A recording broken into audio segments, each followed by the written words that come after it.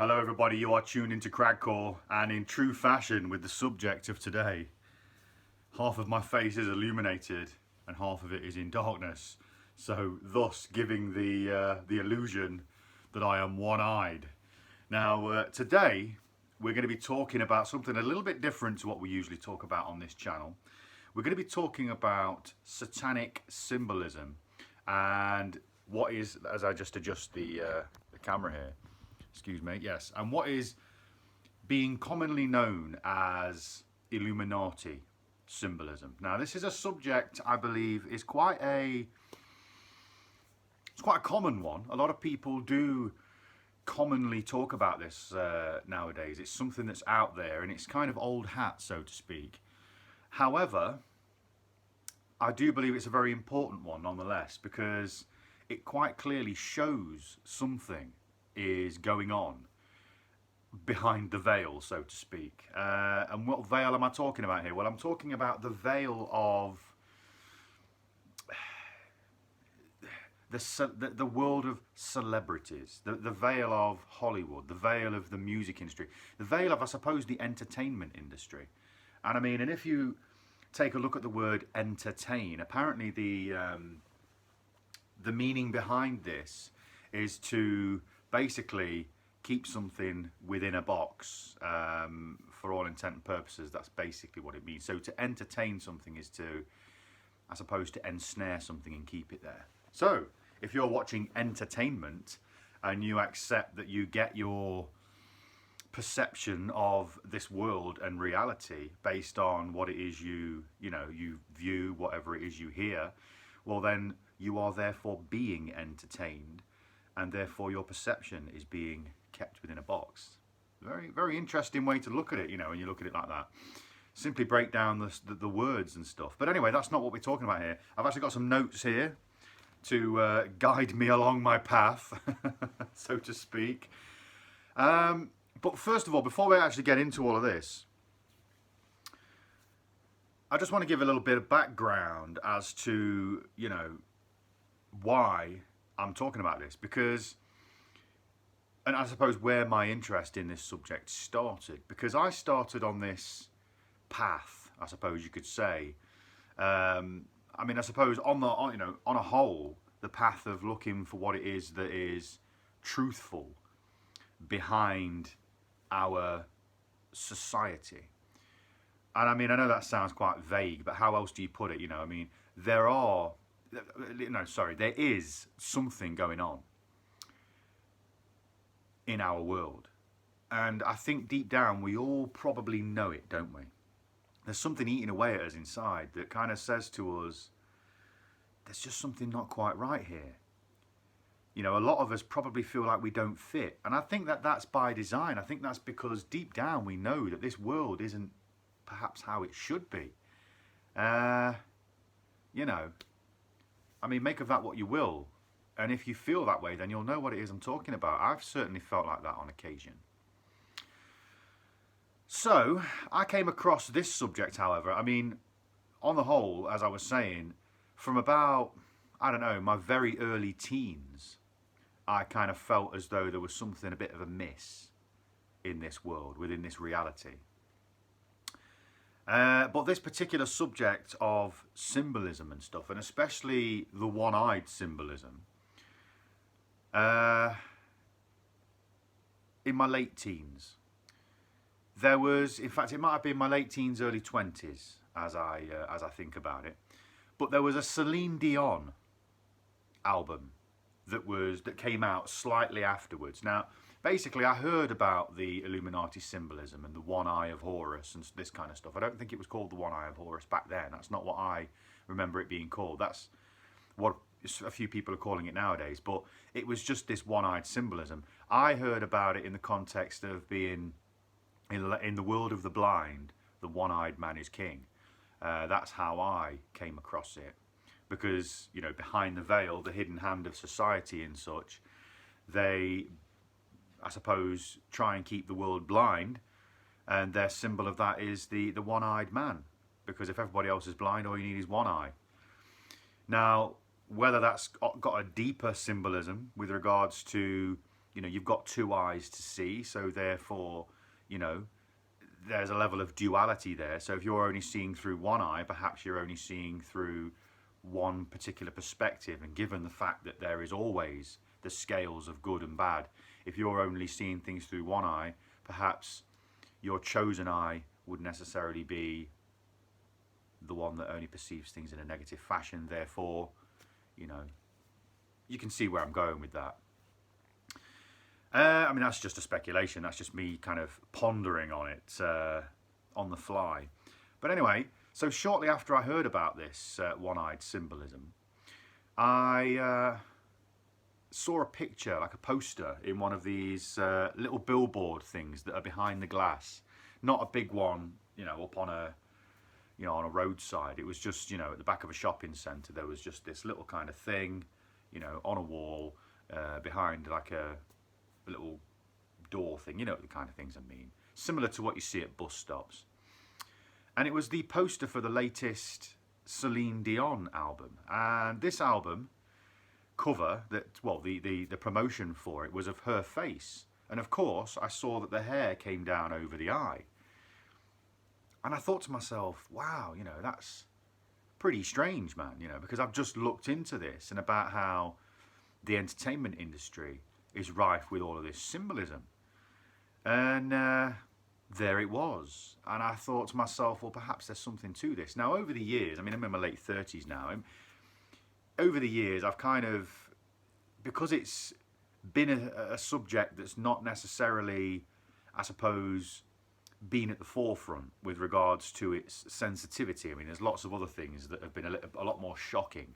And I think that's the way that this kind of works, because it is a lot more subtle and a bit more, you know, subliminal. And it is, with, I suppose, with any symbolism, to the people that aren't really looking for it, they don't really see it. They just see it as being something. And I suppose if all these people are doing it, it just seems like it's been normalised. But because of that, I didn't really look into it anymore with much great detail, into much great depth. I just kind of started looking at other things.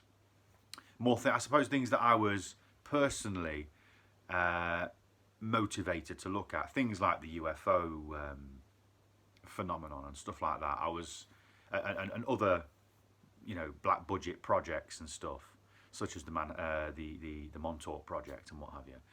So these things really caught my attention. So I got into that side of things. Later on, do I realise that it's all connected? It's absolutely all connected. So I suppose I spent 15 years of my life looking into government corruption with regards to one facet. However, later on down the line, when you do ultimately come full circle and you start looking at other things, because you kind of exhausted that for a while, and you come across these things. I mean, I don't know if there's anybody else out there that has been into these subjects, but you know, it's just one of those things.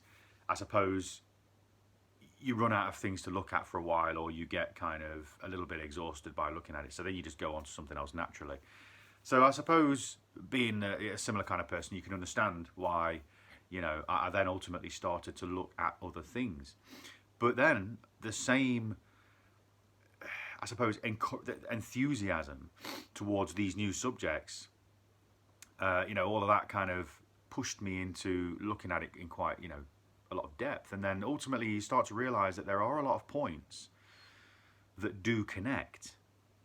And through these connecting little dots, I mean, I know there's people like David Icke that talk about connecting the dots. I mean, he calls himself the dot connector.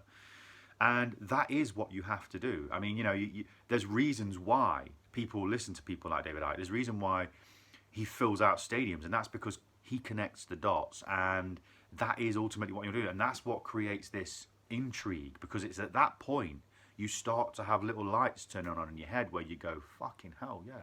You know, I thought this was just about free energy. I thought this was just about, you know, hiding the fact that we aren't alone in the universe. I thought this was just about, I don't know, you know, government corruption and them making money. And I thought this was just about tax. I thought there's all these different things. You know, I thought this was just about the education system and controlling people as to where they can reach in society, so on and so forth. I thought this was just about, you know, people trafficking, these kind of things. I thought this was just about high-level paedophilia.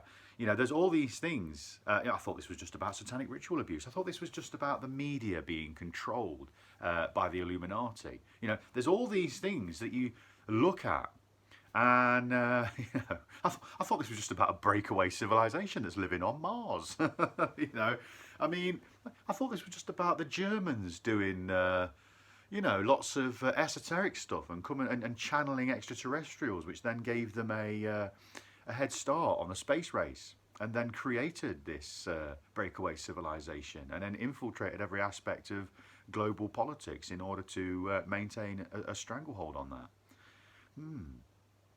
I thought this was just about all the world wars being about profit.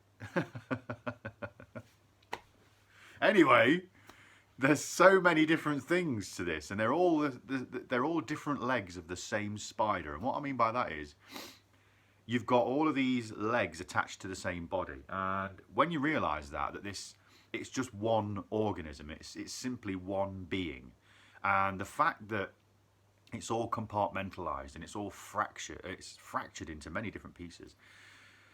What happens is, if you start looking at one of these things, then ultimately you go down a path of, I suppose, blinding yourself to the fact that it's actually all connected. And then if you then try and explain the problem with the world and why things don't feel right with that one subject, it's readily debunked, isn't it? People go, well, no, it can't be that because of this. But you see, the thing that they're debunking it with could quite possibly be explained then with one of these other facets, one of these other legs of the spider. So this is why it's important to actually look at all facets. Politics, the financial, you know, corruption and stuff like that, and then also all the other stuff that goes along with it that I just mentioned.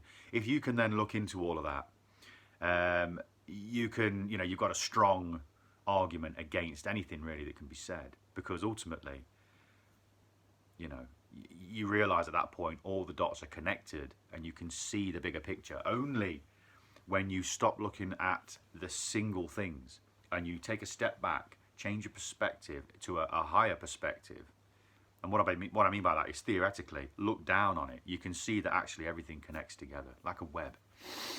So we've kind of got into it through a bit of a tangent here, but I suppose you can see at this point, you know, that this is quite literally then just about one of these things, but I will be trying to connect a few of these dots through this video. So let's get into it then. Let's get into the symbolism as we're 12 minutes intro there. So the symbolism, there are different types and examples of this that these people tend to use within, whether it be films, whether it be music, whether it be music videos, these kind of things, TV shows, photographs. You know, you see promotional photographs of artists on the internet. You know, it's everywhere. You know, they tend to do these symbols everywhere. I'm just have a drink.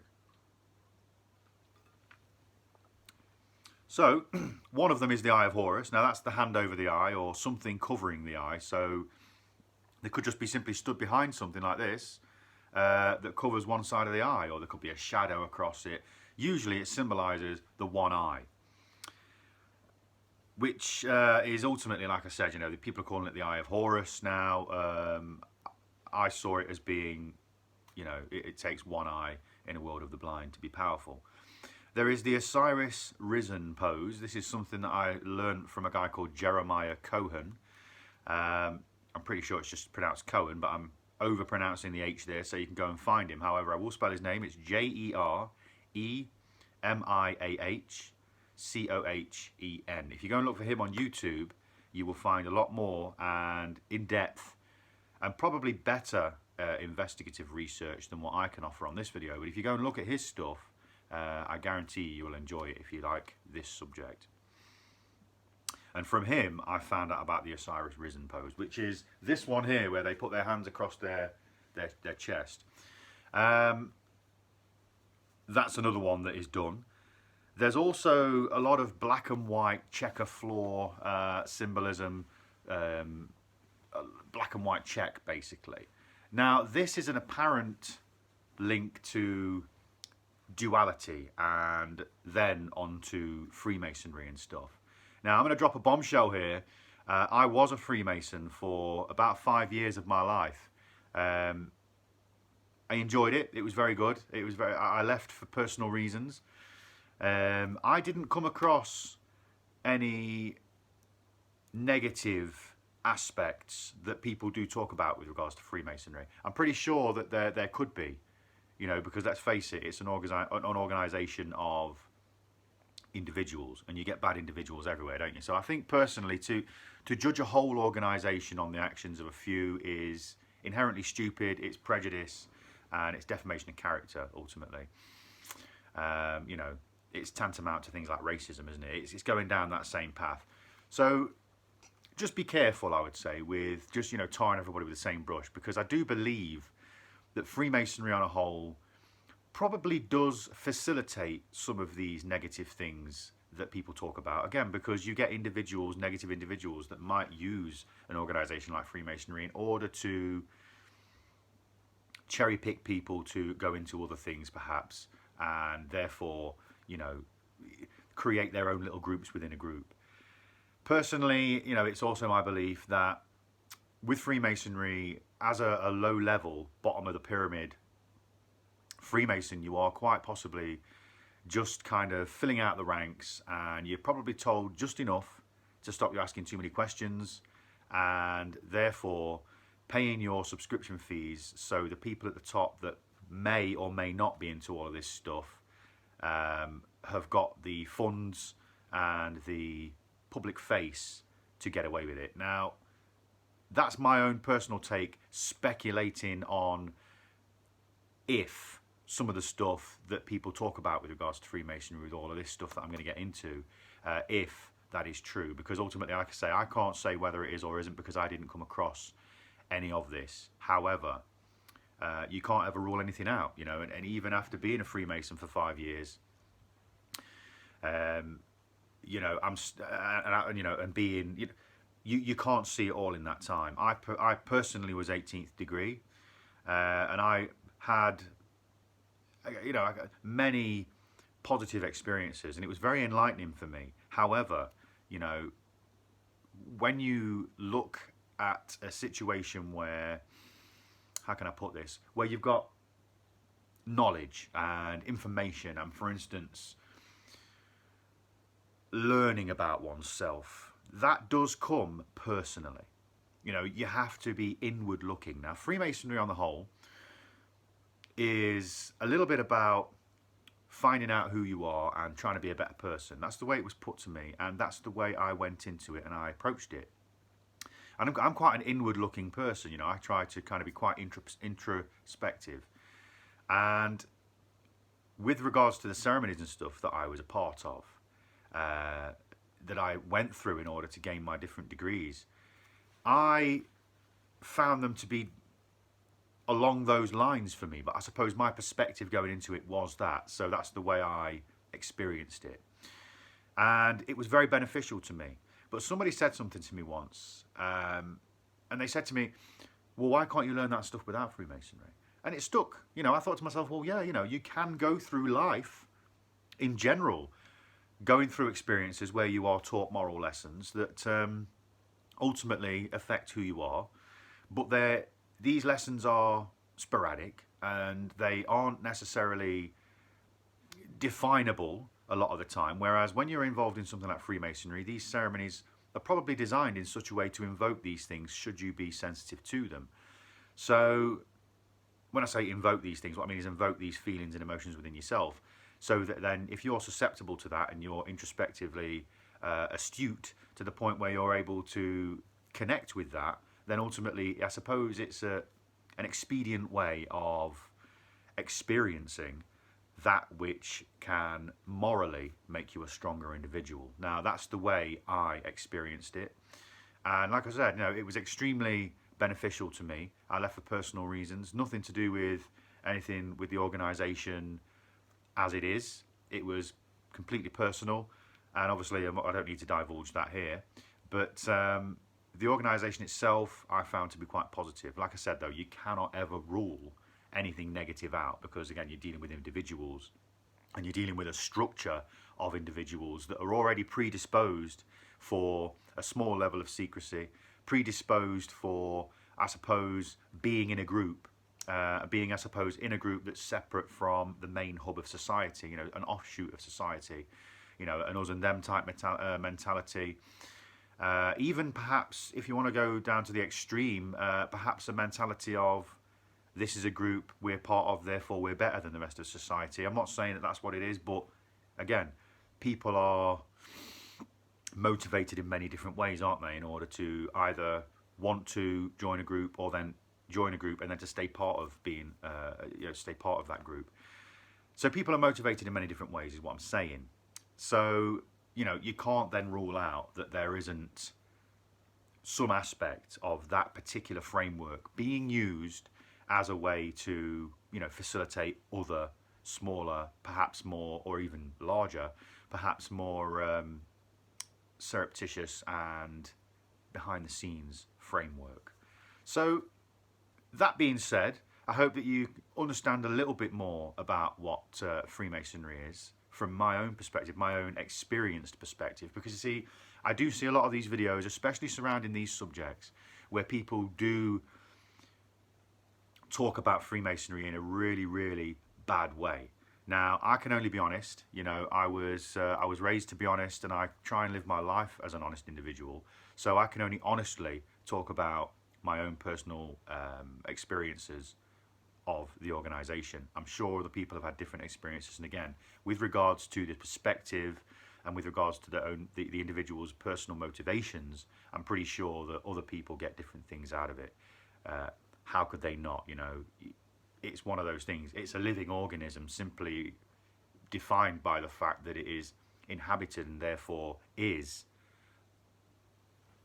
the individual living organisms, i.e. human beings, that make up the organisation itself. So again, you know, it's a little bit like other things that are similar, which I don't really want to go into because we're going to go off point again. And I suppose, you know, that's just a little bit of I could do a whole video on Freemasonry. If there's anybody that wants to learn a bit more about Freemasonry, perhaps send in some questions, and I'll be able to do a whole video on Freemasonry and answer some questions, which I'd be more than happy to do. And if there's anybody else that watches these videos that does a podcast themselves, I'd be more than happy to have a chat with you guys about Freemasonry, about my own personal experiences, and you can ask me whatever questions you like. If I'm able to answer them, I will answer them, and I will answer them honestly as well, and hopefully put to bed some of the negative thought processes behind Freemasonry. Like, again, I can only speak from my own perspective, and I didn't personally experience anything negative other than coming across people on occasion that were probably not my kind of person, is the polite way to put it, you know. I suppose the street me would say came across people that I consider to be a bit of a dickhead. But, you know, the polite me would say, you know, they just weren't my kind of folks, you know, we just didn't vibrate on the same wavelength. And that's about the I suppose, the magnitude of negativity that I came across. With regards to the organisation itself, not as much. But ultimately, you know, if there's anybody that want to have a Q&A or anything like that, you want to learn a bit more, if you want to hear more about Freemasonry, I'd be more than happy to, you know, divulge what I can, and, you know, without disrespecting the people that I respect, you know, and that's basically the way forward, I think, at this point. So talking about moving forward, you've got the black and white checkers of Freemasonry that does inhibit this symbolism. So by and by, you know, you do have to then perhaps speculate at that point that Freemasonry does have something to do with the entanglement of all of this symbolism. Now, there are other symbols that people use, these, you know, these celebrities, like the hidden hand one, where their hand is inside their jacket. Now, I didn't personally experience that one within Freemasonry. Perhaps that's from a higher degree that I was exposed to, I don't know. I have heard of the hidden hand of society and how that relates to Freemasonry. However, like I say, I haven't experienced it. But a lot of these people do actually do this particular hand symbol, whether it's by accident or not. But it is pictured quite a lot. Now, That being said, I will say this much for the symbols that do appear within Freemasonry. Freemasons are proud of being Freemasons. You know, Freemasons are very proud of it. They are happy to be Freemasons. And the ones that I came across, you know, the brothers that I was friends with, and I myself was very proud of being a Freemason. There was nothing wrong with it because we didn't experience anything that was negative. So therefore, to us, it's a positive organisation. To us, it was a good thing. So we were proud of it. Again, you know, there may well be negative things happening and negative people within Freemasonry that do negative things off the backs of being Freemasons and stuff. But again, because me, myself, and the other people that I came across didn't have any of those experiences or never really experienced anything that alluded to that, we were very proud of it. So these people might also be the same. I remember I was part of a music video once, and I did a Masonic hand symbol, a hand gesture. It wasn't a necessarily actual Masonic hand symbol; it was a variation of such. However,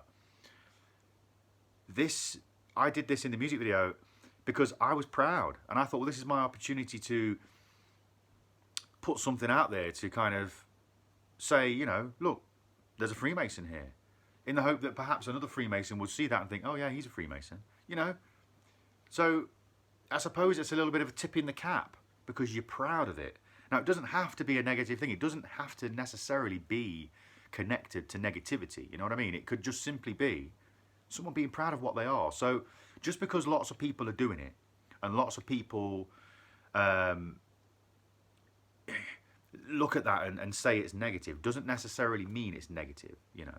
It doesn't. It could just simply be someone who's proud of who they are and they know that they're part of a society that is technically, I suppose, a secret society. Within Freemasonry, people say it's not a secret society, it's a society with secrets. However, let's face it, it is technically, therefore, a secret society then, isn't it? It's just a play on words. So, you know, it's one of those things, it can just as much be positive, you know, and maybe a little bit of posturing.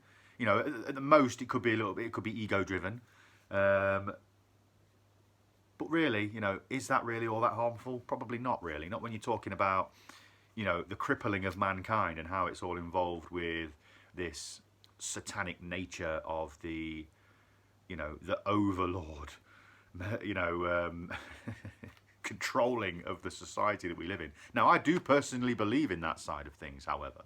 So I suppose through being a Freemason myself, I'm bound to offer up a positive perspective on that aspect of it, simply because of my own personal experience. Okay, so I hope that's been intriguing for you. And again, if you want to learn any more, just let me know. I'm sure I will be able to speak a lot more on it. And again, I'll answer the questions I'm able to, and whatever I can answer, I will answer honestly. So there is obviously here then the Eye of Horus, Osiris Risen, all this kind of stuff. There is a link to Egypt here. So a lot of these symbols do go into Egyptology, you know, obviously because of their names, right?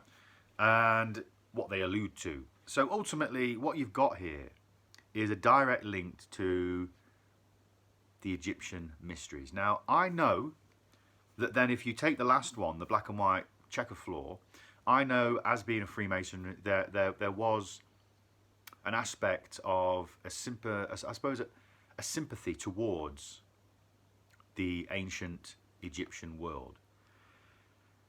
So again, that does connect. Now in ancient Egypt, I've heard that there was, with their hieroglyphs, because obviously they're hieroglyphs, it's a symbolic language. It's basically little pictures, isn't it? So with their hieroglyphs, apparently they were decipherable in more than one way. So to break it down and keep it simple, let's just say two ways. So you've got the way that the common man would read them and understand them and interpret them, and then you had the way that the more enlightened, the inner circle of the government of that particular society would then decipher them and understand them. So there was two meanings to these things. So ultimately, when you work this into the modern day, when you see these symbols that do have relevance to the ancient Egyptian world, you could then say potentially perhaps there is a lot of duality with regards to their meanings too. So again, I am not ruling out that all of the Masonic ones therefore are inherently positive, because again, if you link that through the sympathy towards the Egyptian mysteries and the fact that a lot of these symbols do come up by the same people that are doing the same things, i.e. they do some of the Masonic ones and they do the Egyptian ones as well, you have to then say, well, perhaps there is a dual meaning to them, even the Masonic ones then at that point. So I can't say that some of the meanings behind even these people throwing up the Masonic ones aren't negative. Again, I didn't experience any of that, but you know, it's one of those things you have to keep an open mind, don't you? You know, you can't just say, well, this is what it is because this is my experience, because ultimately other people have had different experiences. So looking at the links to the modern world with regards to Egypt, with, you know, the Egyptians, because once you accept then that the system we're living is designed by, and we are living in a pyramidal system, which, you know, is bottom heavy. So ultimately there are more at the bottom than there are at the top. And that means that the few govern the many. So when you're living in a system like that, ultimately you're being governed, you know. So that means that the whole system that we're living in, the reality we accept, it's designed by a group of people. And these same people obviously then design everything else and decide, for instance, how cities are built. And on that point, this is where I get to this. Because the links to the modern world with regards to architecture. Now, if you look at ancient Egyptian architecture, we haven't got bloody pyramids popping up here and there and everywhere. I mean, you have got one in Las Vegas, haven't you? Is it the casino that say they've got a pyramid there? But anyway, and there is one, I think, in Paris. It is an upturned one, I think, or I can't remember. Anyway, there's something in that film, The Da Vinci Code, that's, or is it that National Treasure film? I can't remember. Either way, there is, I think, one in Paris as well, a glass pyramid. But anyway, what I mean by we don't see pyramids in architecture nowadays is we don't necessarily see massive, humongous stone pyramids that are standing the test of time. No, we don't. We do see our modern day renditions of them, however. But if you look at, say, for instance, the government buildings. Now, a lot of these tend to be reminiscent of Greco-Roman architecture now, don't they? And from that same era, you had Alexander the Great, who went to Egypt, and I think, I might be wrong here, but I think that's where the correlation between the ancient Egyptian religions and Christianity kind of started to mold together. I think, I could be wrong, but you know, so by all means set me straight on that. But again, there's another link, you know, because ultimately you've got the two ancient worlds in our given history, you know, I mean, that's what we're taught. We've got the two ancient worlds coming together, and then you look at the architecture nowadays, and what have you got? You've got the government buildings that look Greco-Roman, and then usually nearby to one of these very important buildings is one of the actual real Egyptian obelisks that were taken from Egypt. Now, you've got one in France, you've got one, you know, the Washington Monument there. These are Egyptian obelisks. I think this goes back to the history of, is it Osiris? Or, I think it's Osiris. That was chopped up into many different pieces. And when he was resurrected, I think Isis couldn't find his penis, and that's where the obelisk comes from. I think that's what that's about. Again, I could be wrong. I might be crossing the lines here with regards to different stories that I've read, but I think that's got something to do with it. Again, then you look at all of these buildings, and they say that these government buildings, they've got big domes on the top because that's the feminine aspect, with it looking like a big breast on top. And then you've got the penis nearby, representing the male energy. And there's usually a large body of water. I can't remember what that's speculated to mean. Perhaps the reflection. So the two worlds, our world and the underworld, maybe. Perhaps it's the water of the womb or something, creation. I don't know.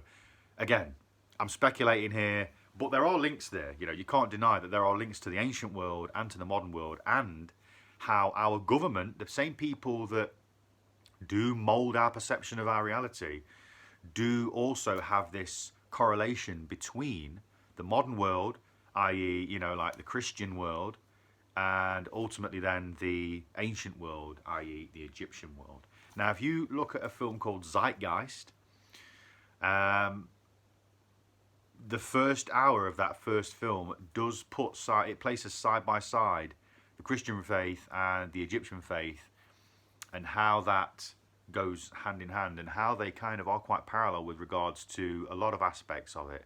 And they do put it down to astrology and stuff like this. Now, I don't want to be a heretic here. I don't want to come across as a heretic and piss any Christians off or anything like that. But you do have to look at this. To keep an open mind and to stay critical, you have to take a look at this. Because with regards to things like religion, you have to say, well, let's just theorize here and say maybe there is a rewriting of religions as time goes on. Perhaps this last 2,000 years we've been looking at the Bible, Jesus aspect of the religion. Then perhaps before that, perhaps it was the Egyptian religion, and then perhaps before the Egyptians it was the Babylonians, and perhaps before then it was something else. And there's always been this same religion, this same faith, but they've just rebranded it and perhaps rewritten certain aspects of it to I suppose, remain in power. Because people get bored, people think, well, actually, we want change. So then they give you change, but it's not really change. Perhaps that's all it's ever been. So I'm not trying to slander religion. I'm not trying to say that God doesn't exist, and I'm not trying to say that the devil doesn't exist. I'm not trying to say that Jesus doesn't exist or anything like that. I'm just saying perhaps Jesus, as we know him today, is just the most modern face that we've been given as a representation of. Perhaps the name itself is another one. That's just the name that we've been given as the common modern representation to identify with that particular entity that perhaps goes back thousands and thousands and thousands and thousands of years. Perhaps Jesus is Horus. Perhaps perhaps Horus then was the rehash for something else. Perhaps there was another god before that. Perhaps it was Enki or Enlil or whatever it was. Maybe there's all these different things that we learn about, but it's all the same thing. Perhaps, like the Prophet Muhammad is Jesus. Who knows? Like, perhaps Buddha is also Jesus. Perhaps there's just many different versions of the same story, and it's just written in a slightly different way to offer a slightly different perspective and a slightly easier way for certain types of people to be inclined to follow it. Maybe everybody is just under the influence of religion on a whole, and there's just one. And it's being separated and I suppose compartmentalized in such a way that people believe they're going along with their own individual version of it, when really it could potentially be the same one.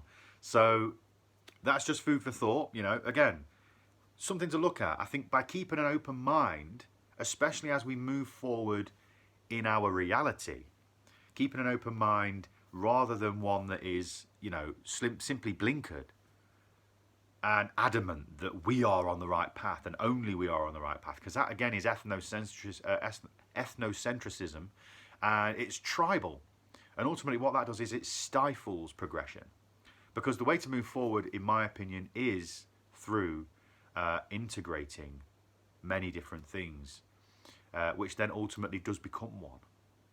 But you can't simply have one right now in that regard, because then you've got to push all the others out, when really what you should do is welcome all the others in. Because again, Ken Wilber, a Buddhist, a Zen Buddhist, does talk about how the universe itself and the way it is designed is in a way that, and I'm probably going to make a pig's ear of this, but what it does is, just as the way that cells multiply and the nucleus and stuff within those cells, it basically becomes something else by the very nature of the thing that came before it. So as it develops, it has to integrate that which it has come from, and therefore then it develops into something else, which then integrates the thing that it was beforehand, and so on and so on. So the only way society, in the same way, is able to do, since we're all part of the same living universe, society itself is then only able to progress if we integrate society before evolving into something else. And I think that's a very beautiful way of looking at it. And anybody that doesn't really want integration probably isn't ready to move forward, because ultimately, once you understand the aspect of the compartmentalization of and the fractional aspect of society, and how that stifles progression through this ethnocentric, egocentric and separatist mentality, this tribal mentality. Ultimately, if you can't see how that stifles things, then perhaps you're not ready to move forward.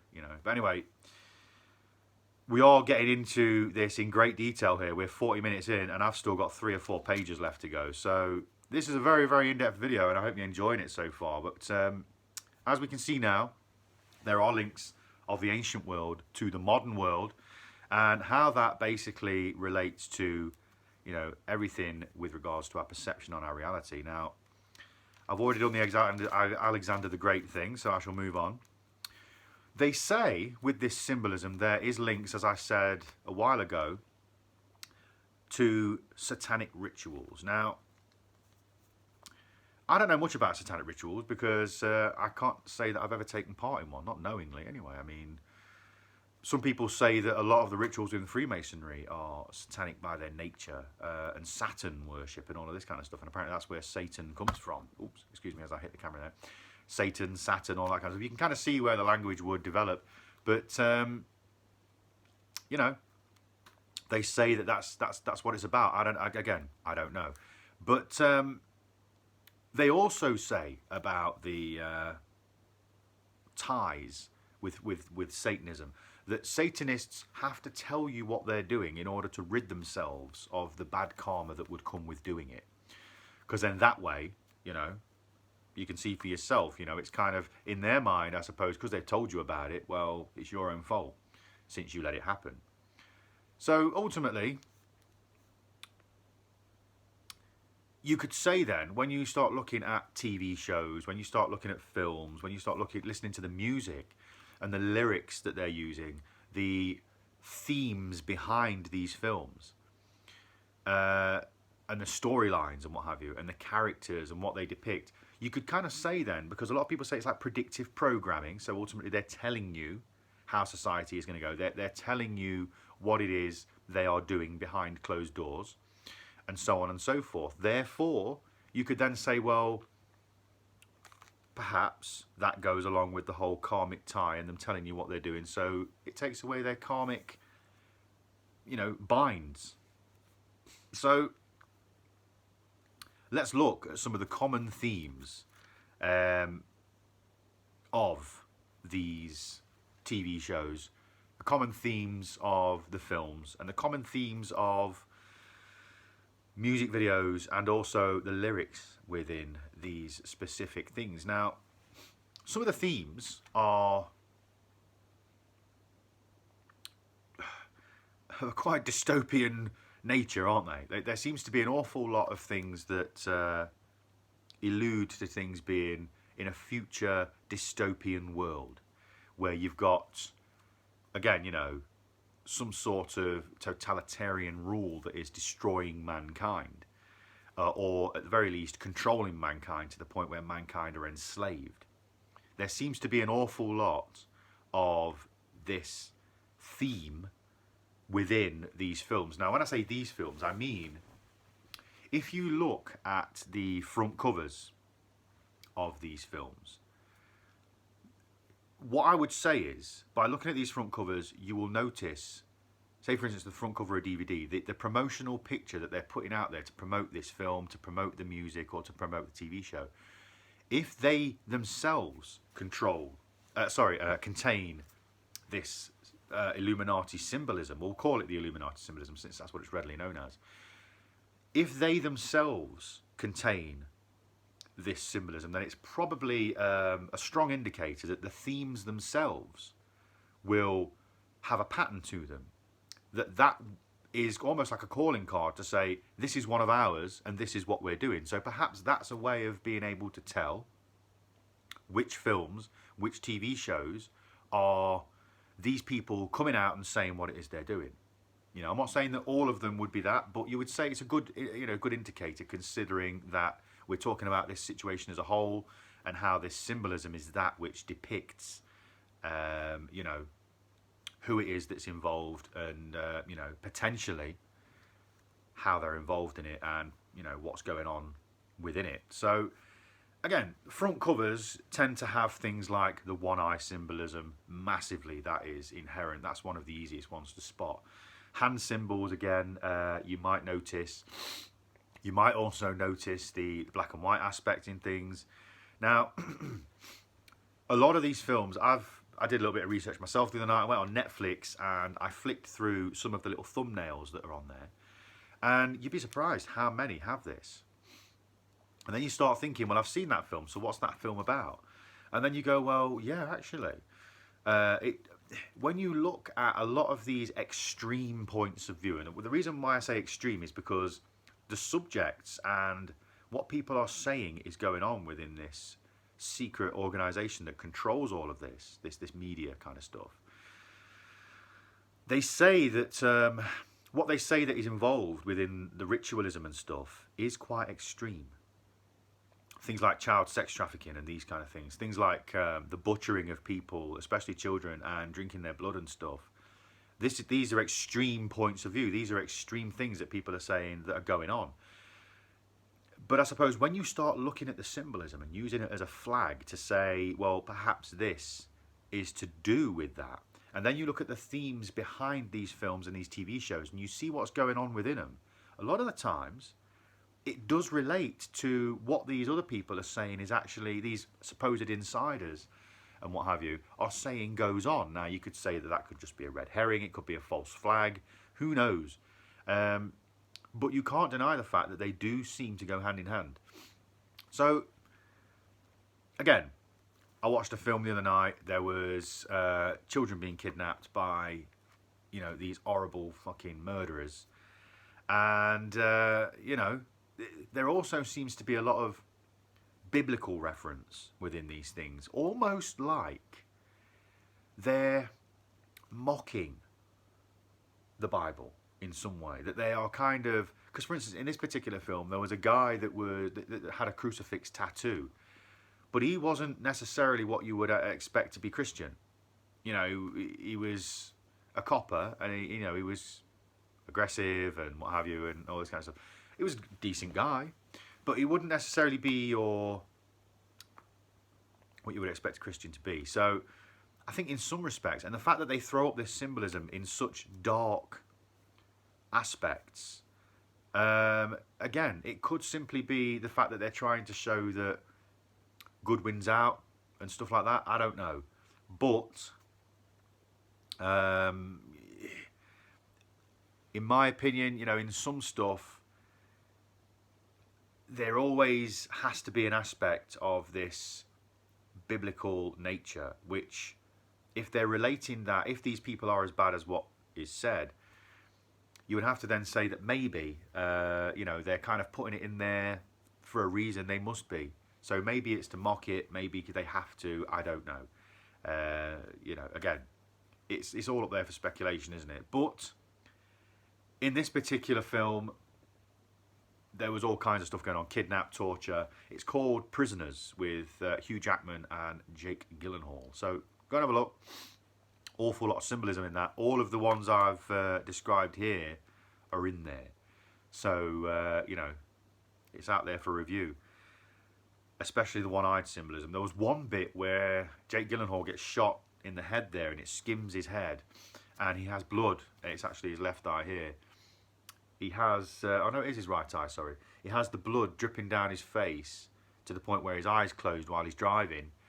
And as the blood covers his face, it just completely covers his eye. There's one bit where there's a guy locked in an enclosure. There's one little bit of light coming through, and it shines. You can just see his eye in the darkness. So ultimately, there is the one-eye symbolism in there.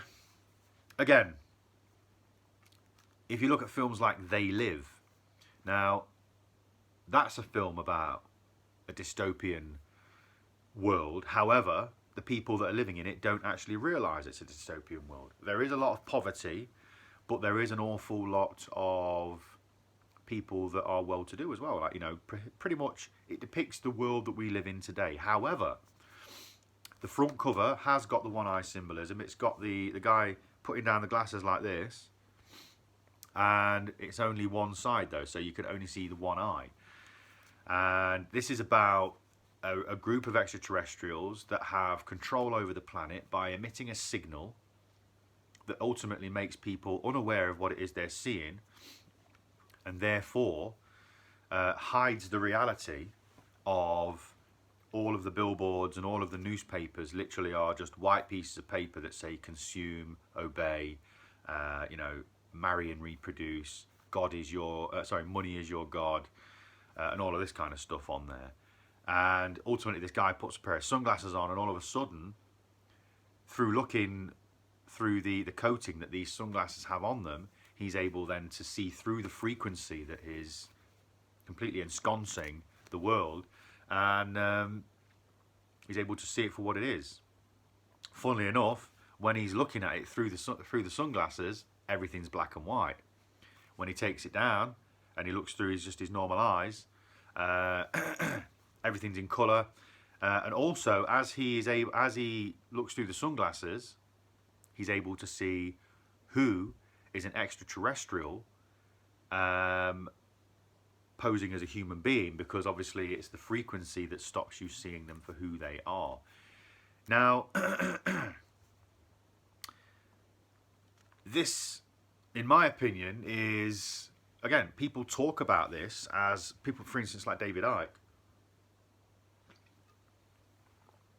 He talks about this being an actual relative reality. If you go back to the Saturn worship, look into Saturn and the frequency of Saturn and the hexagon that is at the pole of the, I can't remember, it might be both poles of Saturn. Have a look at that, because that will put you down a rabbit hole and it will explain everything I'm trying to say here with regards to frequency and what have you. Look at the rings of Saturn and what that means with regards to frequency, because if you look deeply into the vibrational aspect, the vibrational nature of what our universe is, it's all frequency, it's all vibration, it's all waves, you know, like waveform. So what that does is it orders particles, it orders matter into shape. You know, it's a little bit like, you know, when you run a frequency through one of these metal sheets that's got sand on it, and if at a certain frequency, it forms it into a geometric shape. And that's exactly what I'm talking about here, because what that does is it orders the physical reality into a particular shape through the waveform that it's emitting through the sound. All right. Now, if you look at the audible frequencies that our physical ears are tuned with, it's a very, very, very minuscule bandwidth that we can actually hear. So there are many sounds that are out there that you can't actually hear, because it's just in a slightly different pitch that you're actually able to pick up, which means there's probably an awful lot of sound going on that you can't hear. That's why dogs can hear things that we can't hear. Certain animals are in tune with things, and the same goes for light. Now, your eyes are only able to see that which the frequency of light, you know, that your eyes can pick up. And there are many different frequencies and bandwidths of light in general. So again, it goes the same, that there is a small bandwidth of light refraction that you're able to see. So therefore, there are things out here in the world that are there that you can't see, based on the fact that the light itself is in a different frequency. Perhaps it's ultraviolet, perhaps it's infrared.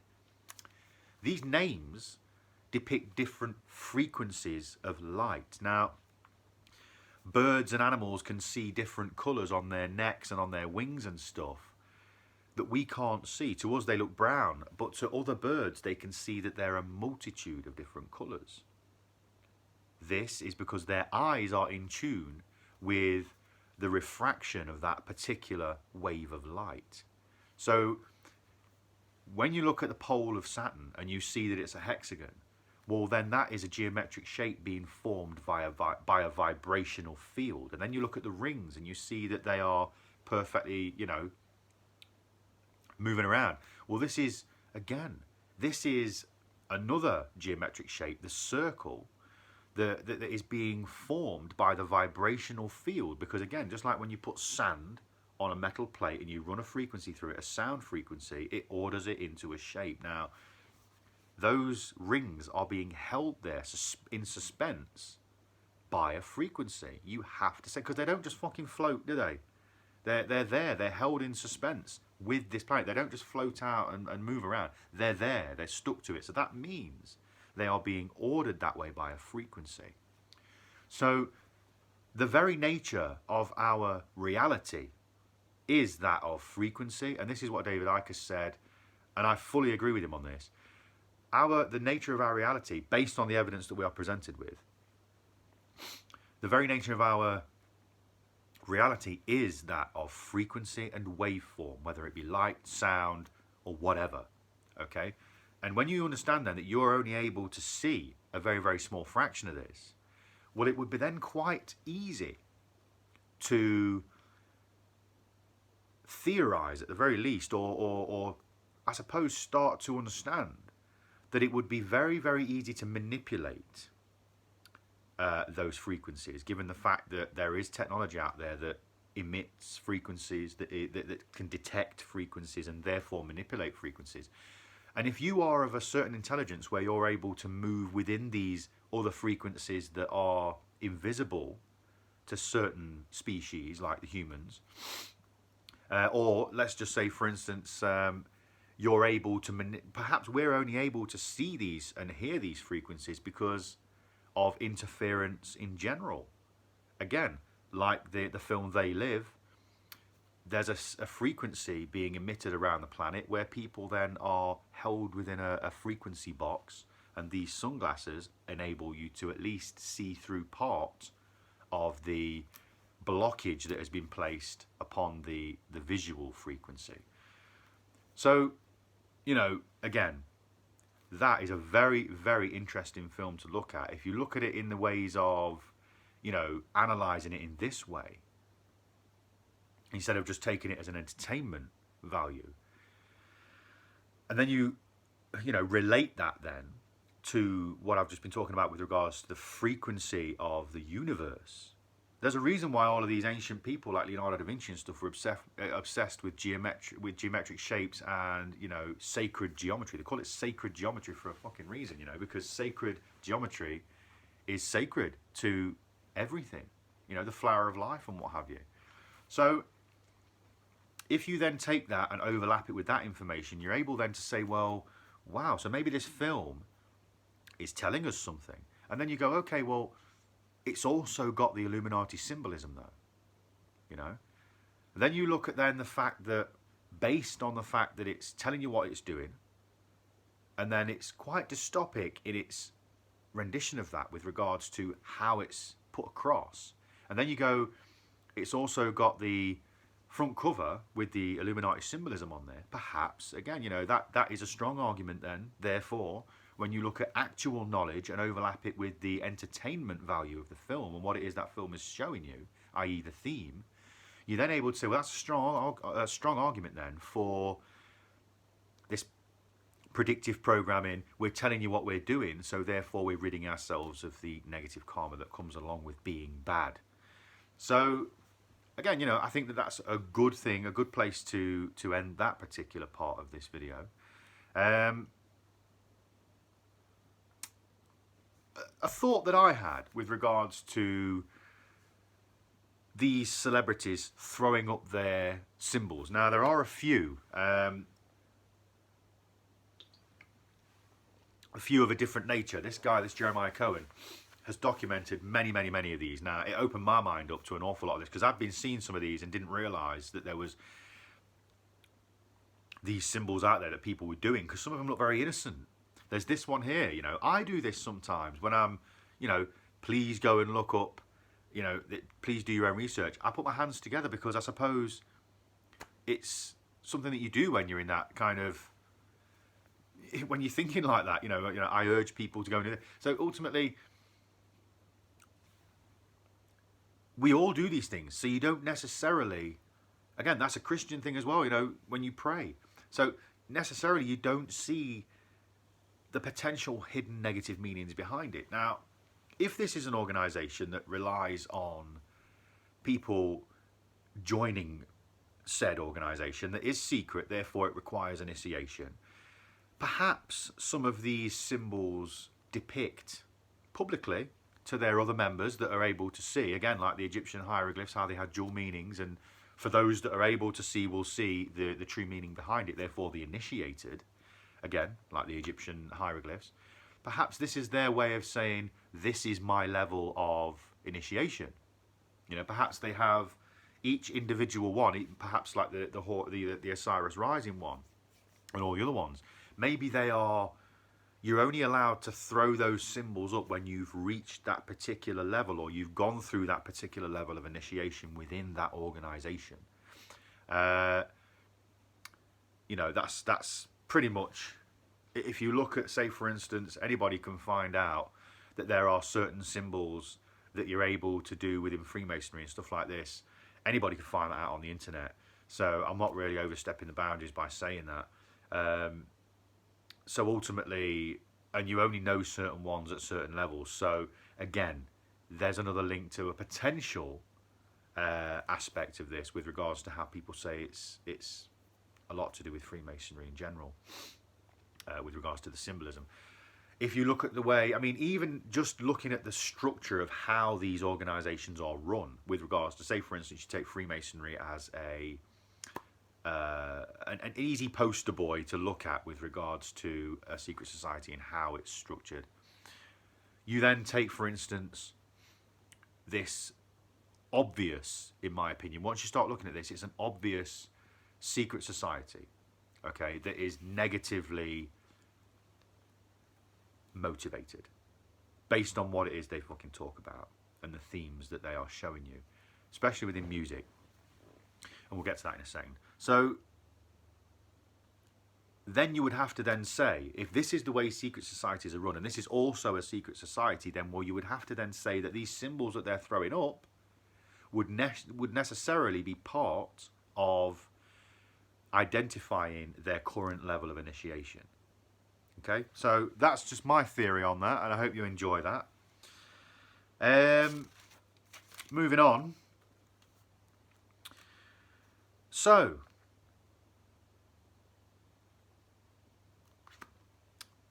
it seems to be that there is a direct correlation with the popularity of an artist. Now, a lot of the time,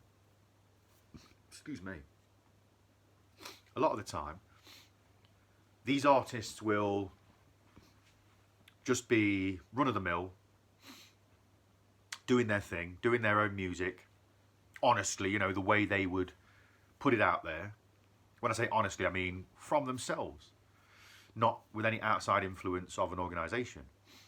And then all of a sudden, there seems to be a change in their production, a change in the way that they do things, definitely a change in their lyrics, definitely a change in their, you know, symbolism that they put out there with their hand gestures and stuff within their music videos. And then ultimately their popularity gets bigger as well at the same time. So is there, you would have to say that, I mean, I'm going to ask a question, is there a direct relation to that? What you'd have to do is say, look at other people. If you look at Katy Perry, that was definitely an aspect, because she was just, you know, a little old, like a gospel singer, and then all of a sudden She even said on an interview herself, I saw it the other day, she even said, I was going nowhere and then I sold my soul to the devil. And then all of a sudden she's a pop star and she's made fucking millions and millions and millions. She's really, really popular and she's out there in the public eye. So based on that, you'd have to say, well, an answer to that question is yes, there is a direct correlation, a direct relation to an artist's popularity, whether that be acting or musician. You know, there is a direct relation to their popularity and this what seems to be a cult, this secret cult that they all seem to be a part of, which I would say is evident given the fact that they all do the same stuff. Now, I was into an artist, you know, I've been into hip hop music for, blimey, 2/3 of my life now. And, you know, I was introduced to that particular culture, the hip hop culture, and I saw it as a way of these people expressing the hardships that they've had to undergo in life. Because let's face it, our society does restrict an awful lot of ethnic minorities, and you look at places, you know, like the ghettos and stuff where a lot of these people are forced to live, that will provoke a certain level of expression when it comes to art like music.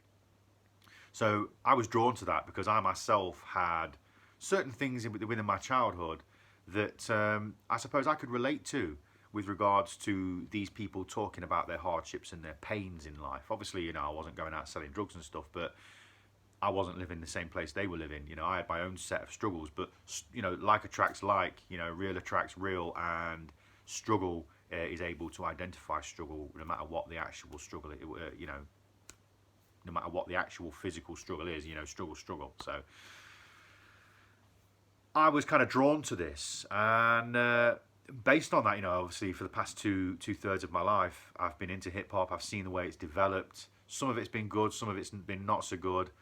However, I came across this artist called Ink. Now, this guy is an Irish rapper, and it's a certain type of music called drill. And I really liked his music. I was really into it. I liked the fact, at first I was a bit taken back by the fact it was an Irish accent, but then I started to like it because of that, because it was different and it was raw. And but recently, much to my disappointment, I've noticed that his lyrics have started to contain making deals with Lucifer, and the production value of his music videos has gone through the roof. They're produced at a much higher level now, but they are more choreographed as well, which, in my opinion, choreography is literally controlling the dance moves and shit, you know. So if you're all choreographed, it means someone's telling you what to do, therefore you're not doing it honestly and as you would do it now, you know. So ultimately now you are being told. And when you then realize that a lot of this choreography involves satanic hand symbols, the same satanic hand symbols that all of these other people are throwing up that are potential cases for being a part of this cult, it's very disheartening to see that someone who, in my opinion, was above that. Because how can you go through struggles and hardships in life and be as raw and as rugged as that? And I suppose at that point you would expect somebody to be down to earth and real. How could somebody like that, that's involved in a type of music like drill, which comes from, you know, where it comes from, how could someone like that sell out, man, and like become part of a fucking satanic cult? I suppose there's no limits, but I thought that that was kind of off limits based on what it was, you know. But seemingly not, because a few of his videos just lately have been, you know, heavily laden with satanic symbolism and, you know, the lyrics themselves. And I'm a bit disappointed. I'm very disappointed. But it has, again, a bit like the Celine Dion poster, it has proven an awful lot that these people do get involved in this. And there is a certain point within their career where they don't do this and then they do. and then you see changes within the actual music. You see physical changes within the production of the videos, and you see how the input of this does affect what it is that that particular artist puts out and produces. So that, in my opinion, is evidence enough that there is an outside influence that these people do get involved with that then alters what it is they do. Okay, so that is that's that basically. Now, since we're on the subject of the Luciferian aspect of all of this, now, if Jeremiah Cohen does watch this video, please forgive me if I'm wrong in quoting you as saying this, but I think it was Jeremiah Cohen that said this. And he said that Earth is a place that is in rebellion of God. That's why people that are good, that want to do good, don't seem to fit in. Because this is a place, and that's why when you look around and your eyes are open to this, I'm quite clearly paraphrasing, but this is the aspect, and this is what I took from what he said. When you look around and your eyes are open to this, you realise actually this place is really bad, and it's governed in a bad way, and it's almost badness is promoted, and everything about it is negatively motivated. So that's why you then, you feel like, well, hold on. Like, geez, this is it's not a nice place. And that's why I suppose it's hard to understand. It's hard to comprehend. Massively, it's hard to comprehend. And it's very, very difficult to look at and accept, because who wants to realise that they're living in a place that's ultimately, potentially, if you look into... And I suppose if you into what's going on and all this symbolism, you accept that this is quite simply the new face of whatever this cult is, i.e. the biblical face of it, run by Satan, which ultimately, they say Satan goes by many names. Perhaps he's simply been called other things before he was called Satan or Lucifer. Perhaps there was, perhaps Horus is Satan. I don't know. Who knows, man? Like, who fucking knows? Maybe I said Horus was Jesus before or something. I don't know. Who fucking knows, man? At the end of the day, there's always been this element of good and bad within all of these ancient religions. And like I've said, perhaps this is just the new face of it. And if you accept that and just say, well, it's ran by the devil, the planet is ran by the devil at this point, and controlled by, you'd have to take the word devil or Satan or Lucifer with a pinch of salt and just accept that that simply means the manifestation of evil. And Satan, devil, Lucifer is just the current depiction of what that is, or label that's been given to that manifestation of ultimate badness, negativity, evil. So, how would this be done? I mean, let's just say, for instance, how would our planet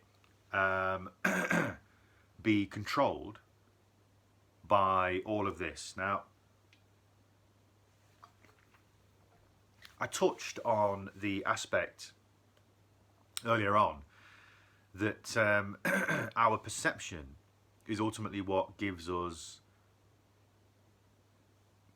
what it is we perceive as reality. So, the way that you perceive the world is controlled by what it is you're exposed to.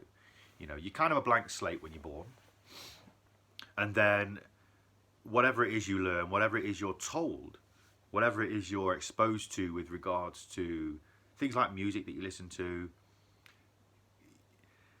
that's what molds your perspective of what reality is. That's in a nutshell what life's about, isn't it? That's in a nutshell what it is. So you think about what goes on in church, you like the incantations, all of the prayers, it's all the same over and over again. It's hypnotic to a sense, isn't it?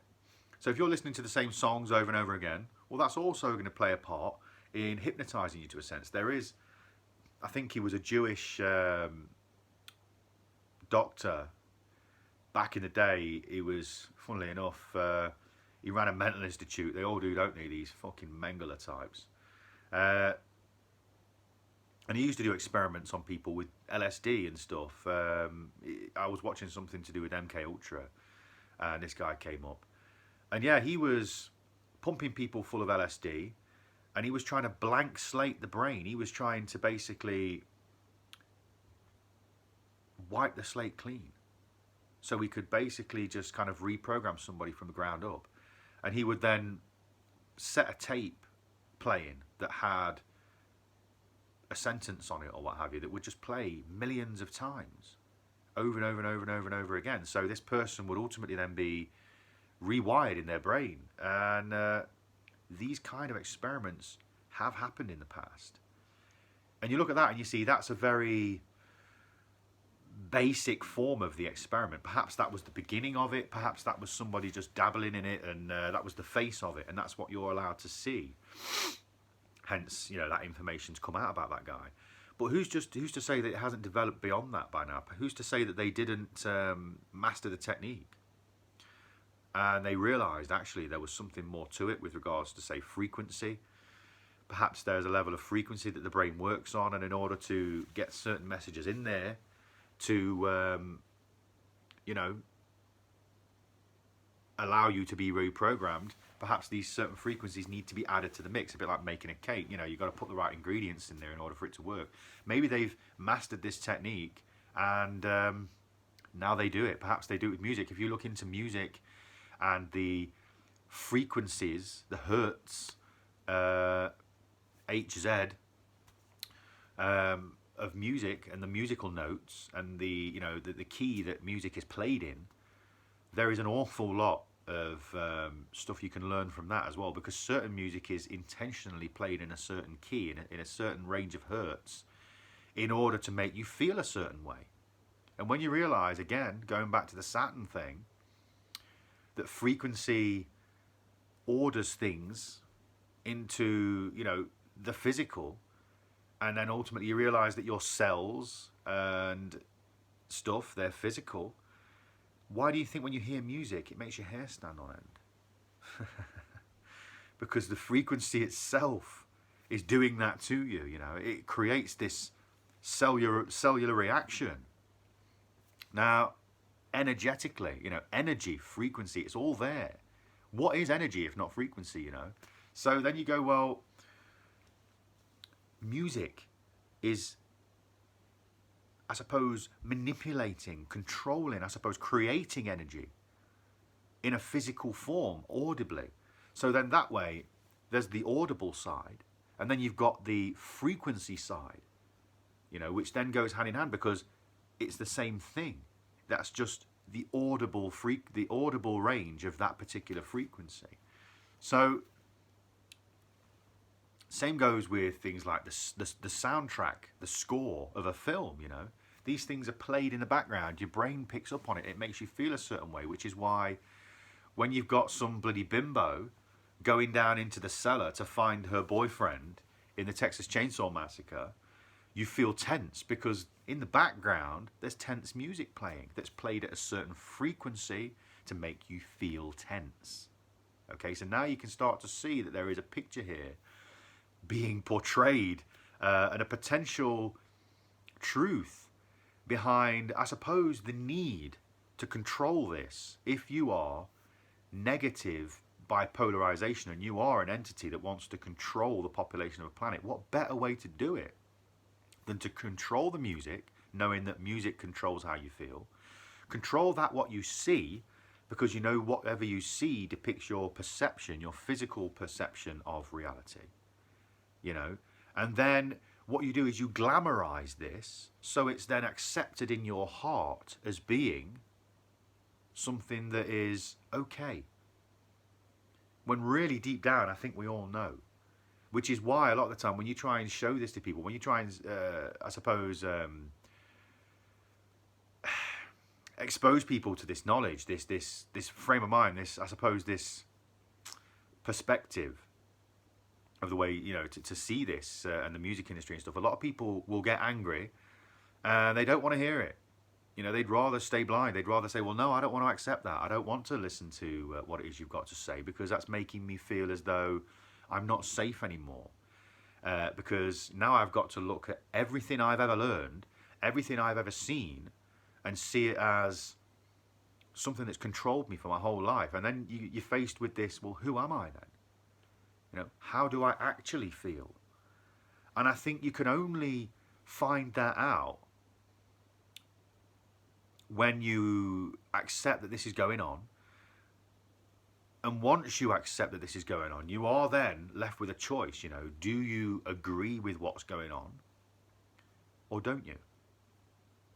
Because if you don't agree with this manipulation of mankind through these things, then you are a good person, aren't you? Because ultimately what's happening to mankind is bad. And if you either accept it, think it's okay, accept it and think it's okay, or just say, well, fuck it, I'm not bothered, well, ultimately then that is complicity. And therefore, you know, you're not necessarily ready, and you're kind of condoning it. Therefore, you know, definitely if you agree with it, then you're quite possibly a bad person, and you're probably better off with them. But who knows, man? I mean, I think to define somebody as good or bad based on their fear isn't really a nice thing to do, because fear does control people and it causes people to make the wrong decisions. But you can't blame someone for being afraid. So ultimately, I think, you know, if someone is afraid and they're too afraid to look at this, then it's not right to judge and to mock and to, you know, call them names for it and to say, oh, well, you know, and react badly in that way, because, you know, they're just scared. You know, they're just scared, and that's a real fucking shame, man. But time to move on. So that's how, and I suppose the reasons as to why they would want to control every aspect of what it is you see in here, because it's very important in order for them to stay in power. Now, they say the whole world is a stage, don't they? This has been said for many years. The whole world's a stage. Now, the way that these people work,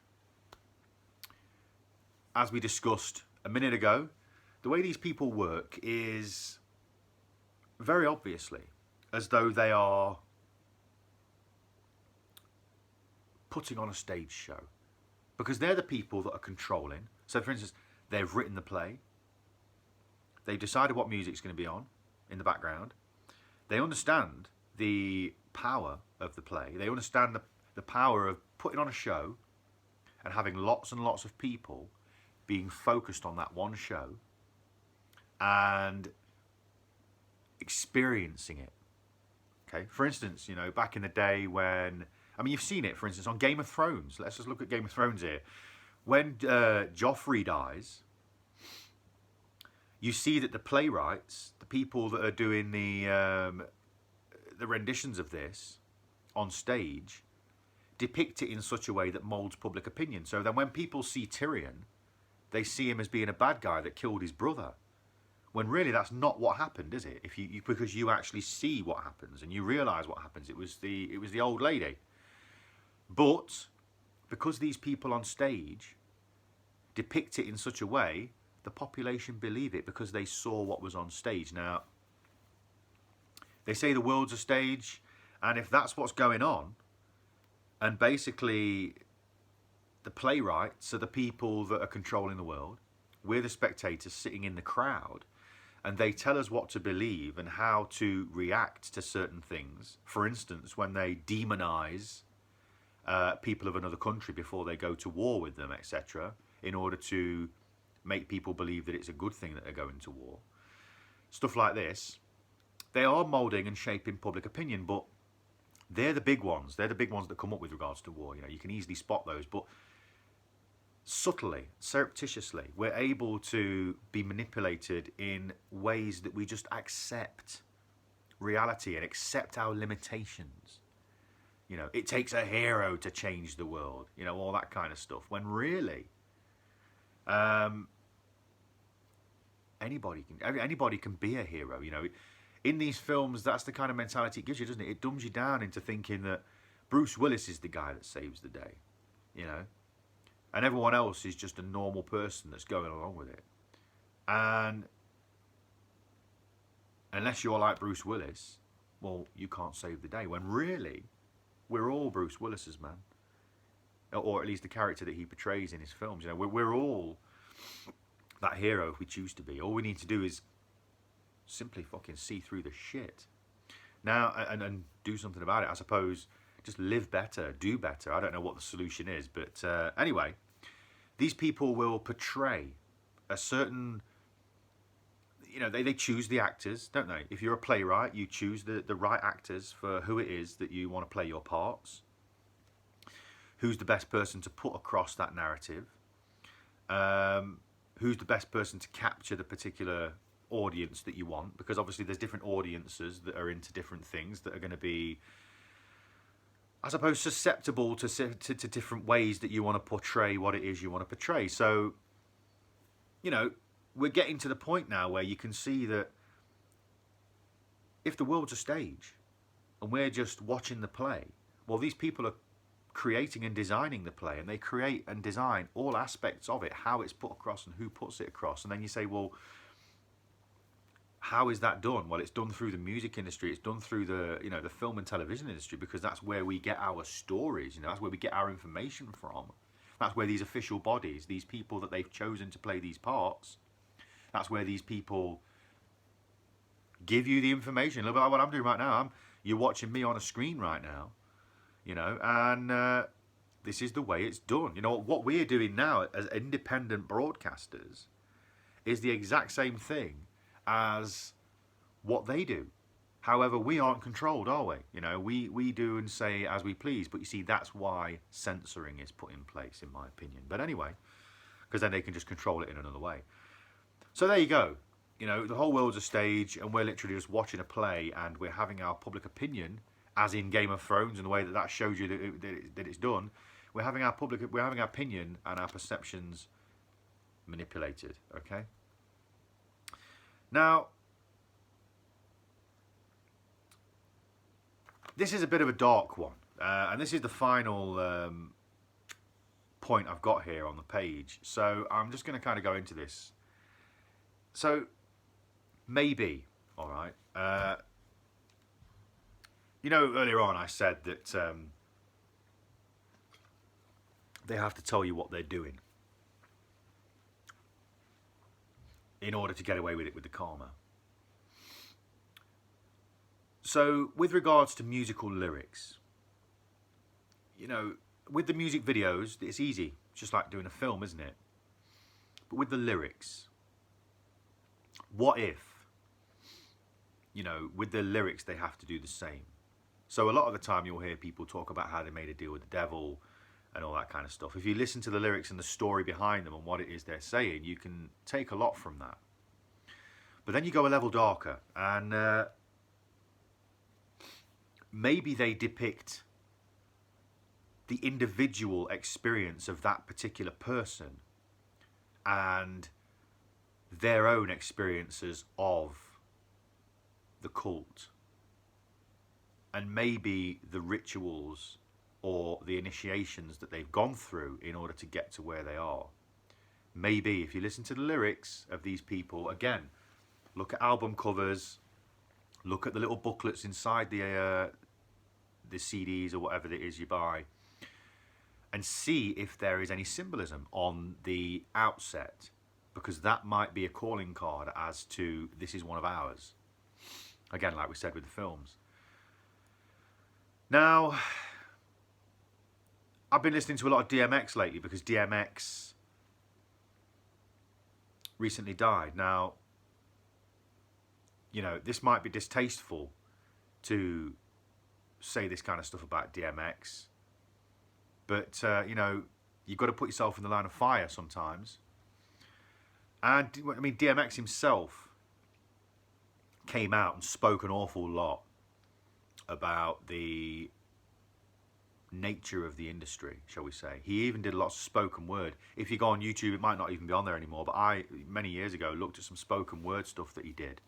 And he was talking about the music industry and what it was all about. And this guy himself has obviously been a part of the dark side of the industry, and then tried to come out, perhaps, and then was punished. Hence, he was placed in jail, and his character was completely destroyed by the one thing his fans believed he would probably never do, which is something to do with cruelty to animals, considering that his music was heavily based around the fact that he was a loner as a child and his only friend was his dog. He even had a massive tattoo on his back for his dog. And, it was One Love Boomer. And apparently, as a boy growing up, Boomer was his only friend, and, he loved that dog. So then to find out through the media that the guy's been doing, dog fighting and cruelty to animals, and there's dog skeletons and stuff, and cages with fucking badly treated dogs and stuff, and all that kind of stuff, it would completely make his fans turn their back on him, unless his fans were able to see that there's a potential manipulation there. Because they say the same thing with Scientology, don't they? If you try and get out of Scientology, what they do is, because they know so much about you, they will use certain things out in the public. They'll release certain stories, a bit like the John Travolta kissing his pilot thing. Because John Travolta was a bit of a heartthrob with the ladies. That's kind of how he makes his money, as being the tough guy in the films and, being the heartthrob. They put out something that kind of alluded to the fact that he was homosexual.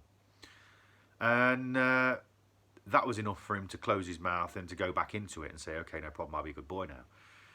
But with somebody like DMX, you see, what you've got is somebody who was, born and raised the hard way. So this guy's seen an awful lot of hardship, which I suppose it's enough to ground an individual to the level where, I don't know, you're only able to take so much because you've already had to take, you've already had to take some shit in your life. So somebody like DMX, I can imagine, would have been quite difficult to control. And obviously he reached a point where enough was enough, and they punished him for it, and they had him put in jail. And I dare say the same thing happened with Tupac and all this kind of thing, because Tupac also had a lot of this symbolism in his,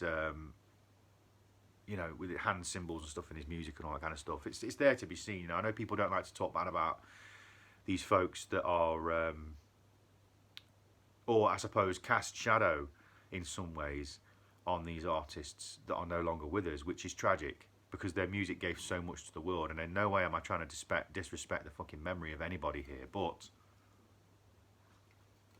with subjects such as these, unless we're willing to look at the truth in the cold light of day, we're never ever actually going to change anything, are we? We're never going to make a positive change to the world and get out of the web that we're in. So ultimately we have to try and accept, I think, that some of our most revered public influencers have been influenced themselves by dark forces. And if you, for instance, you look at the lyrics of some of these people, especially like DMX in his first couple of albums, they were extremely dark, extremely hateful, and ultimately what that does is it normalizes this into society. When you're listening, again, with the hypnotic aspect of this, it kind of normalizes it and makes it subconsciously acceptable that somebody can say, for instance, one of his lyrics was, "I've got blood on my hands and there's no remorse. I've got blood on my dick because I fucked a corpse." Now, when you say it like that, you go, holy shit, that is terrible. But you see, in the course of the song, it's, you're listening to it and it's fueled with this energy of rage, and you think, yeah, this is what DMX is about, shouting, and he's aggressive like that, and you think, oh, it's just the way he's portraying things. But then you listen to it in the cold light of day and you go, well, it's actually a really horrible thing to say. And it's one of my favourite DMX tracks. as a matter of fact. It gets me going, that's for sure. But it's hard for me at this point to contemplate. But maybe some of these lyrics is the way of the artist telling people what they've done, because he's actually saying this is what he's done. Now, if you're speaking about yourself in a first person sense, and you're saying it from a perspective that you're, I suppose, reliving an experience that you had, that's potentially the way that you would put it across. Now, if you then overlay that with the fact that there's a lot of the symbolism involved with the album cover of Flesh of My Flesh, Blood of My Blood, and you then look at the symbolism, at the other aspects of what is said to go on within this cult, and you then overlay that with the themes of some of the films that portray this same symbolism, you've then got to start painting a picture that perhaps this is like a confession, you know, and then you overlay that with they have to tell you what they're doing in order to rid themselves of the karma. And in a lot of ways, they're doing it to mock you, to say, well, look, you're all blind and we've got the one eye, you know. So maybe, you know, and I'm not trying to besmirch the name of DMX at all. I personally believe, based on how he presented himself as a character, he was extremely conflicted as an individual. You know, look at the way he lived his life. He had problems with alcohol and drugs his whole life. As a matter of fact, when he died, it was probably drug related. So it's alluded to that was the case. So as a man, as a grown man, you know, in the age he was, at the age he was, to still have problems with drugs and alcohol, you've got to have some form of torment there. And you can't simply say then that perhaps it was just the fact that he was born and raised a certain way to the point where he didn't really have any friends. But at that point you'd say, well, if he made it in the music industry, that would make all of that worth it. Because it gave him a reason to, or I suppose it gave him material to use to make music. But then perhaps his entrance into the music industry wasn't quite simply by chance. Maybe he was selected and therefore put through these initiations. And maybe parts of these initiations you could then listen to the music and see perhaps some of the aspects of what these initiations might have been. So, you know, you'd have to, after everything we've spoken about on this video, you'd have to accept that as at least a possibility. Now, if you were able to look at other lyrics of other people that are potentially involved, or, you know, potentially, whether it's been through coercion or not,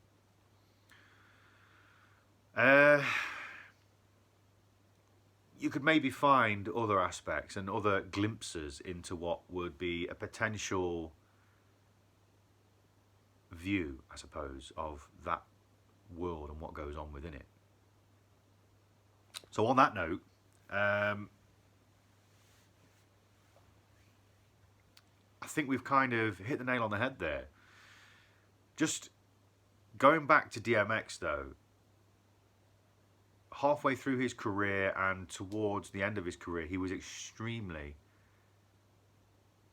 into Jesus Christ and into God. And in a lot of his music, he was asking for forgiveness and he was praising the name of Jesus Christ. In fact, a lot of the intros to his songs in his latter albums were to do with certain Bible verses, and a lot of his songs were kind of a gospel type of song, you know, type of music. There was a gospel nature to some of his later music. Now, I don't know if you'd have to speculate at this point and say, well, let's just say, for instance, based on all the evidence, based on all the stuff we've spoken about here, and I hope, you know, that you go away and you look at these things and you look into these symbolisms and you look into what they mean and how they all kind of connect to one big thing. It's quite obvious that based on the symbolism that was in DMX's albums and the imagery, that there was some connection to some of this other stuff. So you then have to say potentially a lot of the lyrics and a lot of the hatred that came out in the lyrics was fueled by something, of course. And then the fact that he was punished in some respects, it seems to me, and then he turned to, and publicly as well, turned to something that was against all of that negativity, i.e. the promotion of God and the positive polarity of what our reality is, and Jesus and things like this. And he was more of a gospel thing. You'd have to say, well, then that would be, in his way, I suppose, in some regards, trying to repent and trying to right some of the wrongs. I think if you look at the rap industry in general, based on what I've seen, it is hugely, just as much as the pop industry, the pop music industry, it's hugely influenced by all of this. Because if you think about it, people of a certain nature, people of a certain disposition gravitate towards certain types of music. And what better way to manipulate those types of people, than to manipulate the things that they expose themselves to. And with regards to things like hip-hop and rap, there are a lot of people that listen to it and they are influenced by it based on the very nature of the reasons why I got into it, because they can relate to it. And if you can have an outlet that people can relate to, well, then their defense is already down. And at that point, when people's defenses are down through their relatability towards something, if you can then start slipping in, like subconscious messages through symbolism and through, I suppose, the normalization of negativity, well, then ultimately then you can, create whatever it is that would create.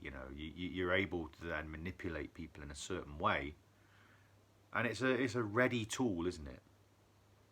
Because if you think about it, the people that have been through hardship in life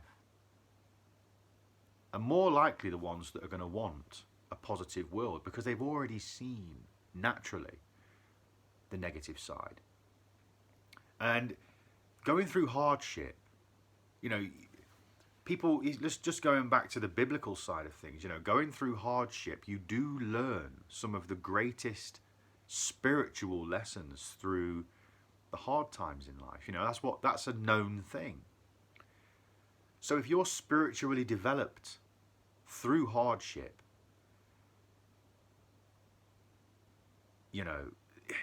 you at that point are potentially en masse an army for the force of good, because you realize that through your hardships and through your own spiritual development because of those hardships, that actually good is the proper way forward. Now, if you can then pinpoint those people through music that projects a message that those folks can relate to via relating through the hardships of others, and then, like I've said before, their guard is down because it's like, well, I can trust this. You've got the people, and you've quelled the potential army for the force of goodness that could have risen up against you, or at least had an optimum role in, I suppose, shifting society in a more positive direction. And if that's not what you want, let's just say, for instance, you are the manifestation of all evil, and you want to maintain the stranglehold on society that would enable then you, therefore, to maintain your own power and rule over those people, well then, hey presto, you've got it made, haven't you? So at this point, the low battery thing has just popped up on my phone screen there. So I think we've kind of been very, very deep into this subject. I hope you've enjoyed it. 1 minute 40. It's been a long one, and I've thoroughly enjoyed going through all of this with you, and I hope you've enjoyed watching. You know, this is Cragcore. I'm going to sign off here, and I wish you love and peace, as always, to all things everywhere. And it's Cragcore signing off. Peace.